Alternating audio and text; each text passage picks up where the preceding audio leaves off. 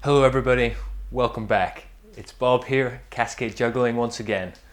Today we're going to be sitting down with a very special guest, the incredible Tom Kane. Tom is a local performer, entertainer, musician, magician, compare lighting technician. I mean, he's just does it all. I'm really excited for this. You should be too.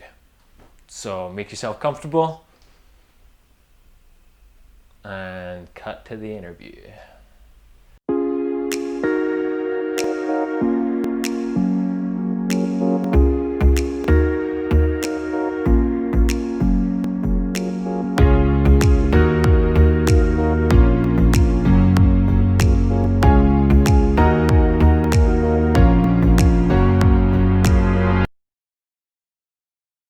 Tom, Hi. thanks very much for joining us No today. problem, yeah, my pleasure. So for those at home who may have never visited the streets of Edinburgh, who are you and what do you do? Hi, my name's Tom. My stage name is Rugg Tomcat, with a double G. I'm principally a street performer. I work on the streets of Edinburgh on the high street, and I juggle fire, I tell jokes, I gather a huge crowd and block the whole street and upset the locals. Most of the time. Yeah. But you also dabble in stage and stuff as well? Yes, I also do loads of cabaret and straight acting, and I'm also doing like YouTube videos now and stuff like this. And basically, if there's corporate events and stuff like that, if there's a performance job going and you need someone to do it, I'll do it as long as it pays some money. Handy man to know that. Yeah. So how did you get onto this lifestyle? Maybe start off with the skills, I'm assuming. Did you learn some circus in the first place? Or? No, so my first professional performance gig was at the age of about 13 in Eden Court, which is the big theatre in the Highlands in Inverness, and I was playing one of the Lost Boys in Peter Pan at Christmas time there. So that was a 6-7 week run. Wow. Of professional level stage production. Mm-hmm. And even before then I knew that I wanted to perform, but that really cemented it. So from there I studied at Theatre Train in Inverness, which is a small NC thing. Then I went to Kent to Edinburgh. I studied NC in acting and performance. I then did some work generally, and then I went to study at Dartington College of Arts, and I did performance writing, degree in performance writing there. And it was only while I was actually studying at university did I get into juggling. Okay. So I actually probably was a performer for a good 6-7 years before I started getting into circus stuff. But yeah. But then when the circus stuff was introduced, was that just like an entirely new revelation? Yeah, it was great because anyone who's been to uni will know that it can really kill your passion for something. So there's nothing worse for having a passionate career and then going study at uni, because it completely removes all the mysticism or the enjoyment from it, because all of a sudden you've got to write essays about it and you've got to listen to really boring theorists about it, and it's just terrible. So at the end of my first year, someone showed me how to take a fire staff and do a simple figure eight and pass it behind me and get it back. And I picked that up in a couple of minutes. And I'd always thought that I wasn't very skilled, and I wasn't a person with good coordination. And so when I realized that actually, I can do this, and it's possible to do this, I really got into it. And then so from the end of my first year at uni till the very end of uni, I then spent most of my time juggling and doing fire stuff and that kind of thing. And that's where it really took off for me from. Mm-hmm. And then it all paid off, because 6 months after finishing uni, I was a full-time clown in Portugal. And so I was just like, well, thanks uni, thanks for being crap, because otherwise I might be an academic now. But no, I'm in a red nose dancing to stupid music. Yeah, we'll put you on the right path at least. Yeah, the right path. Hi, Mum. So from, I guess, becoming such an already seasoned performer into learning skills and then getting an introduction into clowning and everything else, how did you find your way into the street? So the street, It's in Italian you call it una storia vecchia vecchia. It's a very old story. I had a partner who was Italian, and she lived in Rome. And I moved to Rome after I was in Portugal. I moved to Rome to live with her, and I didn't speak any Italian, and I didn't really have any money. I just had a bag full of props. So I was like, oh, right, I'll just go to busking. I'd done a little bit of busking in Portugal, but just like a tiny little thing, and not really serious because I was being paid. But there I had to, that's when I first started busking for my daily bread. And it was really, really difficult. So in the UK, everything happens sort of between about 11 o'clock in the morning and about 6 o'clock at night. That's when it's warm here. That's when people are out on the streets. That's when you do shows. Anything after about 7, 8 o'clock at night, it's either too cold or people are too drunk. So yeah, that's the time here. So when I went to Rome, that's what I did. I went out at about 11, 12 o'clock in the morning, and I went out in the streets and juggled, and it was 35 degrees, and there's nobody, it's like 3 tourists going past, like, what is he doing? And so I made absolutely no money for the first couple of weeks. It was really like living on pasta, no pun intended. And then slowly I watched other street performers, got better, got a show together, got like some music and stuff like that. And it's for anyone who wants to start street performance, I had a great piece of advice, which was I was talking to a more experienced performer, and he said, "How long have you been doing it?" And I said, "Oh, just a year." And he said, "Oh, your first year? Well, a lot of people get discouraged and quit in their first year." And just because he told me that, I knew that was going to happen. So anytime I did feel like discouraged, like, no, it's hard to do, it takes time to get, so you just have to keep at it. And that was it. So by the end of my first season, I had a show that actually made some money, but it was a really hard road to get there. For example, I got my mum to give us like 100 squids so I could buy a speaker and a microphone and just have the music. So because gathering a crowd's a really hard thing, but often if you have a good speaker, you just put on some music really loud and people will arrive and the crowd will come, and it's an easy way to gather the crowd. So I was like, right, that's what I'm going to do. I got my speaker, I turned on the music, the crowd arrived, I went, great, and I picked up the clubs and I did my first couple of tricks and the entire crowd left. And I was like, oh, wow, okay, so it's got to be entertaining as well. And this is when you find out that only jugglers like juggling, and everybody else wants to see jokes. They want to see like performance. You have to be a geek juggler to know.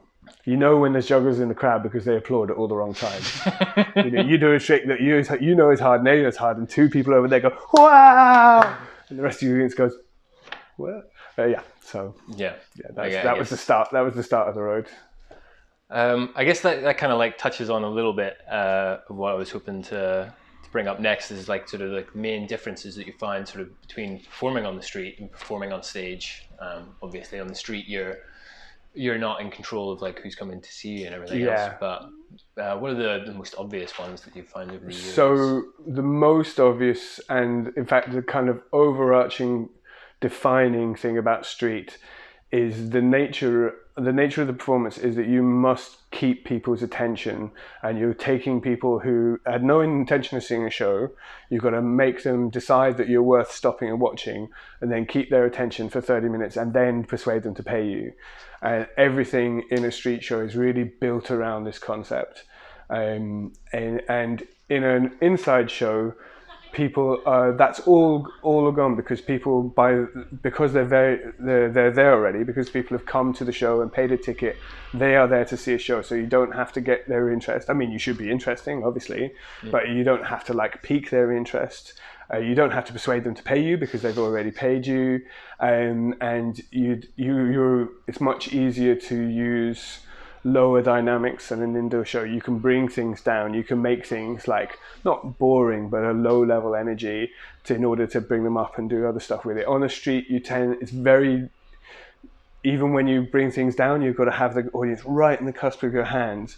Otherwise, they'll leave. If you have transition points in a street show or low points in a street show where things are not happening, then that will, people who want to break away, they'll suddenly go, oh, I'm free to break away, and they'll break away when you do that. So in a street show, it's like, look at me, look at me, look at me, look at me, look at me, look at me, do you think, where are you going? Get back here, watch the show, pay me. And so street shows are very limiting. It's a restriction, but like all restrictions, they can lead to really good art. But then you must deal with a restriction. You can't sort of forgo that. In the Edinburgh Festival, it's a bit different. There's so many people. You can do a slightly different style of show. The old joke is that during the festival you could take a shit on the street and you get a crowd. Don't know if you're going to keep that in, but you can just bleep out that part. Yeah. But yeah, it's because there are so many people and everyone's there to see something. And whilst that is true, you still won't get paid just for doing your business on the street. But yeah, it's very interesting when you see someone who is stage trained come and try and do the street and have a very, very hard time, because there are so many small techniques, ways of turning individual people into a crowd of people, that kind of stuff that is really important, and it can only be learned through experience, really. There's definitely some people who teach you better ways to do the street, but the only way really is to fail 100 times, and it's quite hard to fail in public. It's a difficult thing to do. So in your first year, don't get discouraged. It's going to be okay. Keep struggling. Yeah, struggling is right. I had a friend called Correo, and I say friend, he said to me, he was from South America, and he had a crazy show. It was about an hour and 20 minutes long, and he used to hat twice. He used to hat once in the middle and once at the end. Hatting is taking money. It's a street performer name for taking money. And but yeah, so we got on his back stuff. Anyway, we became friends, and he said to me one night, we were drinking together, he's like, Tom, I really like you. I hate your show. Your show is terrible, but you do a show every day. You go and you do a show again, and it gets a little better. So I really admire you for that. I'm like, thanks. I think. But yeah, so that's the key. Got to start somewhere. Yeah, just like with prop manipulation, it's practice. Yeah, as well. Got to get in there, get comfortable. Do you have a preference in like performing either on the stage or the street?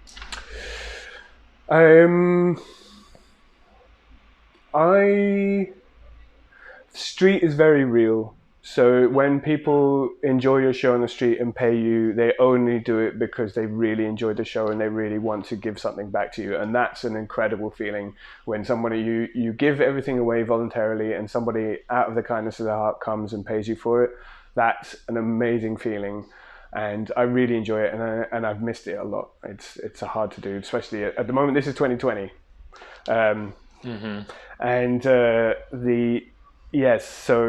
that's really fulfilling, but also I really like the freedom of, like, the comparative freedom of working on stage or working in cabaret. Really enjoy cabaret. I like the late night crowds. It allows me to be a lot bluer in my humor, which you can't be on the street. It's got to be family friendly.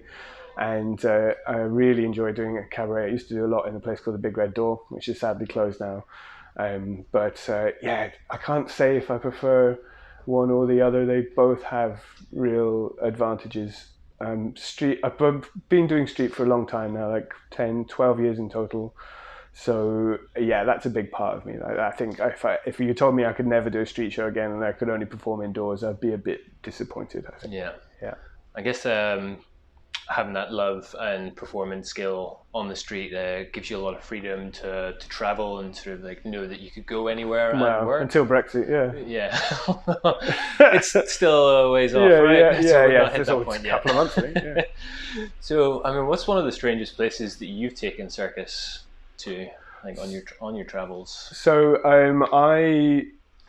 because I worked the street in Rome for a couple of years, and then I came back here and I started doing a lot of corporate work. I'll tell you what, I don't like corporate work. That's probably my least favorite. I mean, it pays the bills, but it's just so soulless, and people just go, oh, and then they go away, and it's terrible.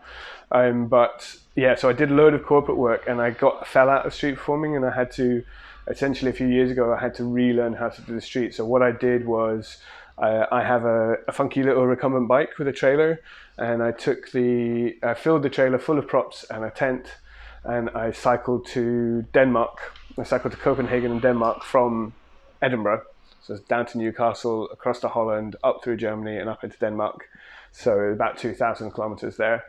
And then I learnt the show in Denmark, in Struer in Denmark, and then I took the show and performed it in all the towns that I stopped at through Europe as I came back again. So I've done some really interesting little towns in Europe. I've done a few towns in Holland. Holland is a very strange place to busk. People are quite suspicious of strangers in Holland. It's been my experience anyway. And I get a lot of people just be like, what is this guy doing? Like, who is he? What is he doing? And that kind of thing. So even without the beard. Yeah, I was on a clean shave. Yeah, this is now that I'm an established street performer. You can look like whatever you want. It doesn't matter. But when you first start, you wear a costume and you go clean shaven and you like do all these nice things. But now I just stand and shout at people, and people go, "Who is that nutter? Let's see what he's doing." So, yeah.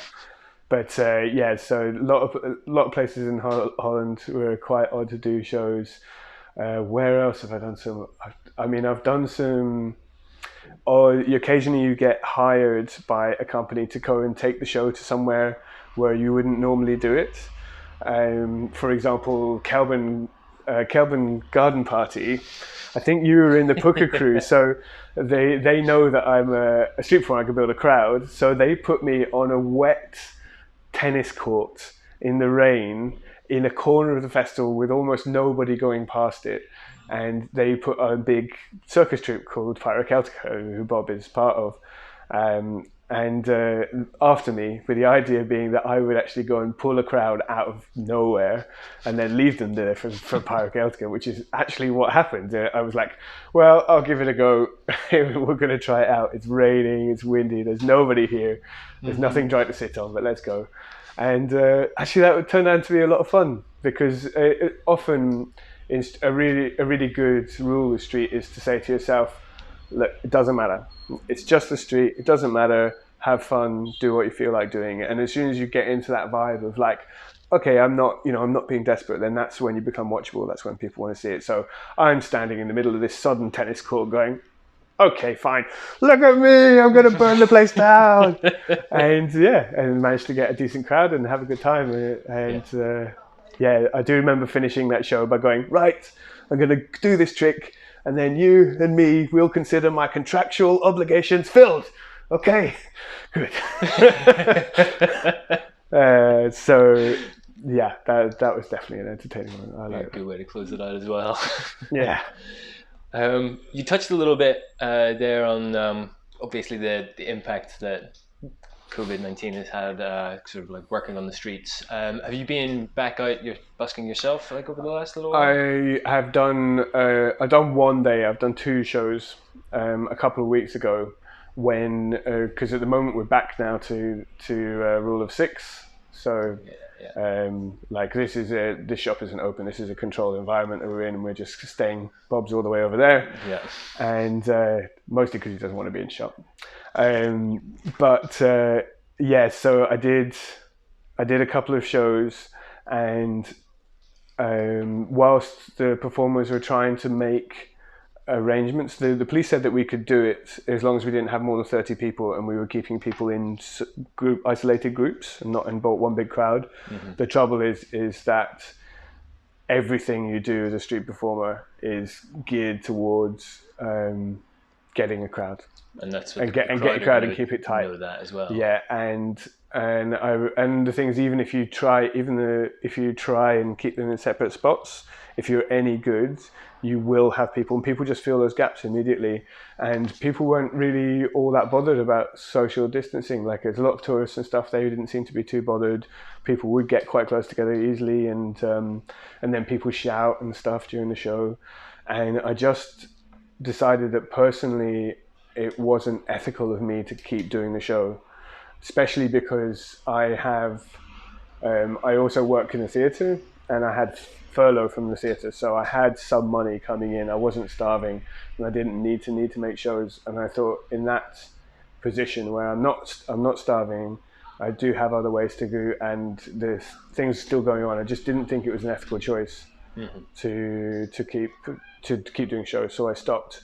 If you want to know more, I've got a really good, like I call it vodcast because this is like a video podcast discussing with several different street performers how lockdown has happened, how it affected them. You can check that out on my channel, Fish on Stilts. Yeah, and we're gonna stick a link Yeah. probably below this video too, because it's really interesting. It's a lot of very fascinating insights into what's going on right now, but also how impacting it's been over the last few months for Yeah, it was really so many interesting to me. performers. Yeah. Yeah. And that also brings us into, obviously you're not able to perform so much right now. So what are the things that are filling up with that free time? It's a YouTube video. Yeah, I've got. So as I said, I have a YouTube channel called Fish on Stilts. I came up with the name Fish on Stilts when I was 17 at one of my first acting courses. Like when I was doing the NC at Theatre Train, I said, "Oh, I'm going to have a." No, I was younger than that. I think it was 15 on a different thing. But I said, I'm going to have a performance company and it's going to be called Fish on Stilts. And that was 27 years ago. Young man still. So I've had the name Fish on Stilts for a while. And I've been meaning to make YouTube videos for a long time as well. But obviously when you're performing every day and doing 3 shows a day and all that kind of stuff, there's not a lot of time for doing YouTubes and editing and stuff like this. So while I've got so much time and I've got a spanky camera, then I thought, right, now's the time. So I started making YouTube videos, and the Fish on Stilts is basically sort of general thing for performance and circus. So we've got tutorials in juggling, we've got interviews like this one. I've got a great interview with the staff here if you want to know more about Cascade. And then also things like gear reviews and other circus stuff, and artist portraits as well, looking at some of the artists of the area and what they do and their kind of skill set and their work, which I'm really enjoying. It's really nice. Even at the moment, it's just a tiny little channel, so it really is just for fun. But I'll do anything creative for fun that I'm allowed to at the moment, because after 4 months, I'm just like, let me perform for someone, even if it's you. Yeah. So yeah, I know that feeling. You got moments even when a bus drives past the window and it just like pulls up at the traffic lights and somebody's like looking in through the window. I'm like, yep, hands in the air, I'll do something for you, please. Oh, controversial opinion time. Jugglers who busk at traffic stops. Like when the stop is traffic, they go and juggle out in the thing. Mm-hmm. Like there are some really good jugglers who do that, and it's impressive. But as a circle show performer, I think it brings down the art form. Like who's the only other person who busts for money at traffic stops? It's the guy with a dirty rag who comes and wipes your windscreen. Mm-hmm. So you're essentially placing juggling and high skill juggling on that same level in people's minds. So I can see that argument. I could also see the argument that it's another space for, I guess, somebody who's really interested in juggling and that's what their skill set is, and who might not have the skills to work on the street, because I know that that's also really competitive in terms of spacing. And I've heard stories before of amateur street performers somewhat being chased away by the season. You have to be able to hold your own, definitely. The rule generally in the street is if you can hold a crowd, then that's okay.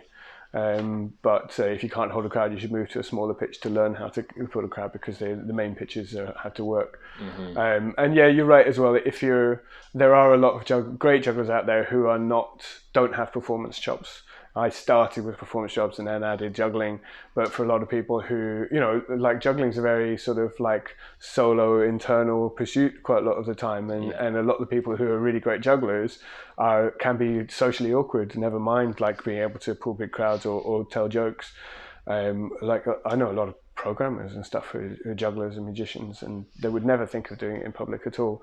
And yeah, if you're in that position and you've just got to make money, I mean, the other thing, I don't want to be like, I know it's a sort of bad take, because if you're out working on the street, you're there for a reason, and people need to eat, and you get into a situation where you've only really got one avenue to do it. And if that means juggling at the lights, well, yeah, you're fair enough, you're doing it. It's just, there's better ways. Like, even if you're awkward, you can make a mime show, or you can make a statue show, or you can do, I just see it as, a very desperate way for a juggler, someone with that skill level. And people will be interested in, there are ways to find it, and it always just smacked a little bit more. There's a classic joke on the street, which is, ladies and gentlemen, I am not a beggar, I am a professional beggar. And the juggling at lights always seemed to be slightly less of the professional and slightly more of the beggar. Like, to my perception of it. Like, I think I understand why people do it, and I'm not hating on anyone for doing it. It's just I prefer it if it was kept as a slightly more elevated level of the very slightly more elevated level of shouting at people on the street. Oh, what am I saying? I don't know, but this might also not be relevant at all. Like, if we got a load of viewers from the UK watching and be like, I've never seen anybody juggle at the traffic lights before. Yeah, it's very European and American kind of style. Yeah, I mean, there's an amazing video of some guys doing passing at the traffic lights, and they're passing like 9 clubs across a whole like 3-lane highway and doing that. And that's like, if I stopped in the car and someone would do that, I'd tip them. I'd give them $1. Like, no problem.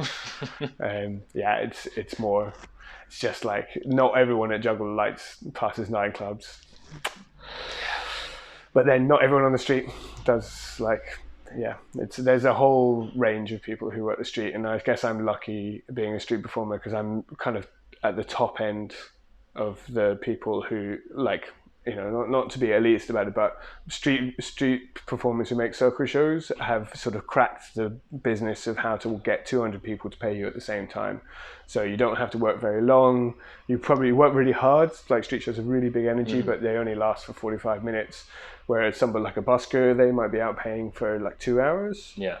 And a statue as well, like 2-3 hours of standing still, which really hurts. I've done it before. It hurts a lot. So in a lot of ways, the circle show performers like I am have it much easier than other street people. So we do have to remember that there are different circumstances and different people. Absolutely. Yeah. Well, Tom, thanks very much for your time coming down, and as we mentioned, filming this and filming you interviewing us for Fish on Stilts. Yeah, we'll try and get those out at the same time, I think, so that we can kind of link each other off. We'll see how the scheduling works. Yeah. Maybe one last thing. I guess there's actually been like so many already like lessons and really inspiring things that you've shared with us, but any words or lessons that you would like to impart onto any, like, I guess, would-be performer or circus artist out there in the world who's starting to dabble themselves and maybe have, they've got all those questions. It's difficult. It's a very difficult time to be a performer of any kind. I would say, if I was talking to someone start out, you've got to realise that what you do has worth. If anything that you've spent like 6 months or a year practicing and putting it together, no matter how geeky it is or how niche you think it's going to be, if you spent time on it, someone's going to see it and go, that's amazing, show me more. It's really worth doing. So trust in the process. It does take time. It does take bashing your head against a wall. You've got to persist. You've got to try new things, but if you put the work in, it will be worth it eventually. You just got to find that the street is a really good way to show that to do.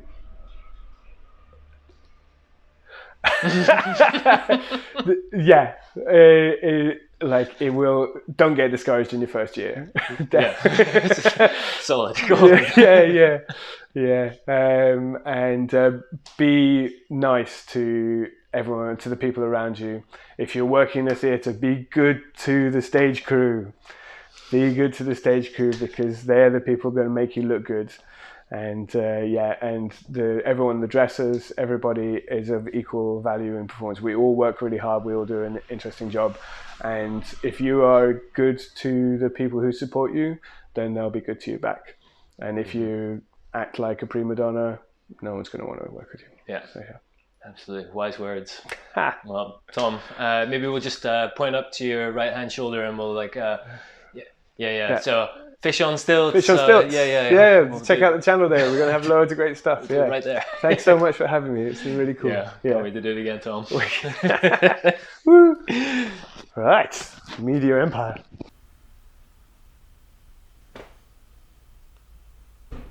Maybe it doesn't need an outro, because we pretty sure recapped a whole bunch of stuff, did all the like, subscribe, fish on stilts, fish on stilts, fish on stilts, fish on stilts, fish on stilts, fish on stilts, fish on stilts, fish on stilts. Really hammer that home. Maybe just a couple of like and subscribe, like and subscribe, like and subscribe, like and subscribe, like and subscribe, like and subscribe, like and subscribe, like and subscribe.